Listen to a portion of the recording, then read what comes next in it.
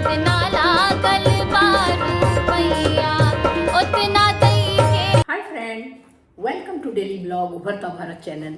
मैं हूँ आपकी होस्ट रूबी ठाकुर। दोस्तों, आप मेरे चैनल को लाइक, सब्सक्राइब और शेयर करें। आपके सपोर्ट से ही मेरा चैनल ग्रो हो सकता है। तो दोस्तों, आज मैं जिस टॉपिक पर वीडियो बना रही हूँ वो है लोक गायिका जो है राजनीति में कदम उनका। मैथिली ठाकुर को बीजेपी ने बिहार विधानसभा 2025 के लिए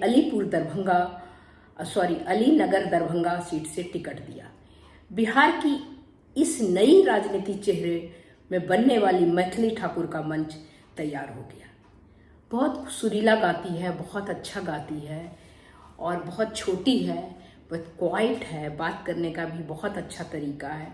तो मैथिली ठाकुर ने अभी एक बार एयरपोर्ट में भी कुछ परेशानी हुआ था तो उसमें भी वो खुल के बोली थी, अपनी बात को बेबाक बताती है। छोटी सी लड़की जो कि यूट्यूबर भी है, बहुत फेमस यूट्यूबर है, लंदन तक गई है मैथिली इसमें गाने के लिए। उनको बुलाया गया, उनको इनवाइट किया गया था। तो अब मैथिली ठाकुर के परिचय और उनके बारे में कुछ बताते हैं, उनके लिए जानकारी जो पुरानी।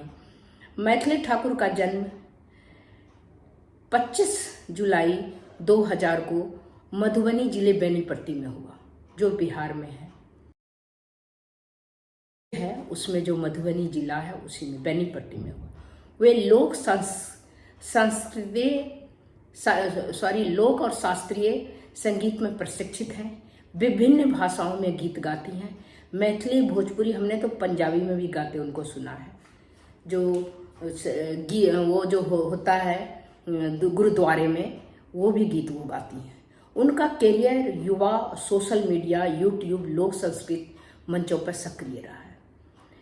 अक्टूबर 2025 मैथिली ठाकुर आधिकारिक रूप से बीजेपी की सदस्यता ली। पार्टी ने उन्हें अलीनगर विधानसभा में आधिकारिक रूप से बीजेपी की सदस्यता दिलवाई। पार्टी ने उन्हें अलीनगर विधानसभा सीट की उम्मीदवार दूसरे लिस्ट में उम्मीदवार घोषित किया। यह संभावना है कि मौजूदा विधायक मिश्री लाल यादव को इस पर टिकट नहीं मिला, उन्होंने बीजेपी को छोड़ दिया है। उनके बीजेपी में इस दाव और मिथिलांचल क्षेत्र में सांस्कृतिक लोकप्रियता और युवा समर्थन का लाभ उठाना चाहती हैं। उनका इतना फेमस हो गई हैं, हर जगह वहाँ भी जगराता हो या कुछ फंक्शन हो, उसमें वो अपने मैथिली का भी, शादी ब्याह का भी, सबका या सबक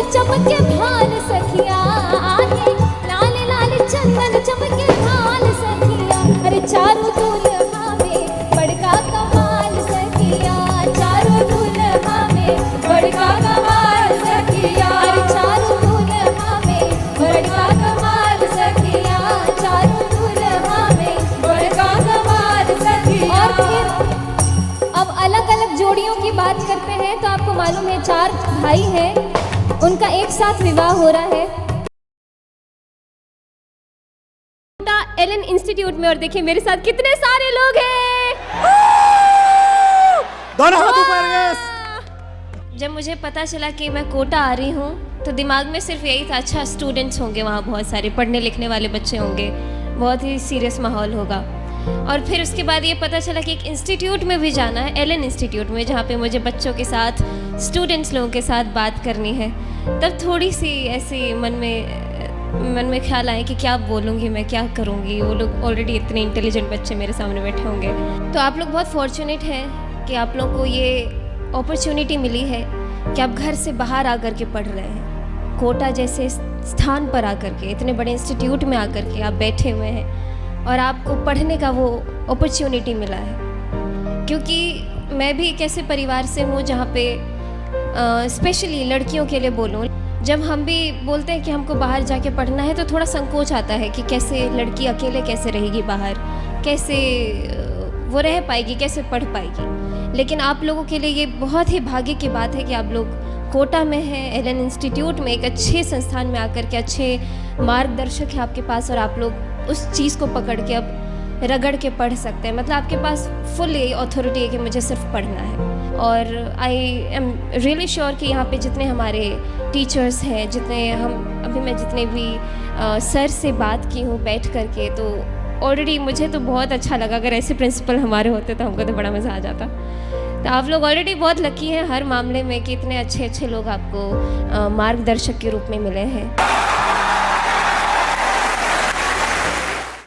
नमस्कार, आज हम लोग हैं कोटा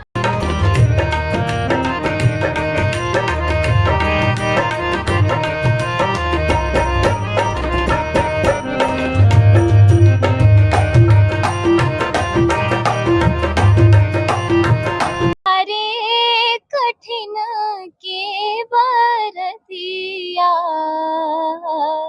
उतहु लेलनी उठाई, उतहु लेलनी उठाई।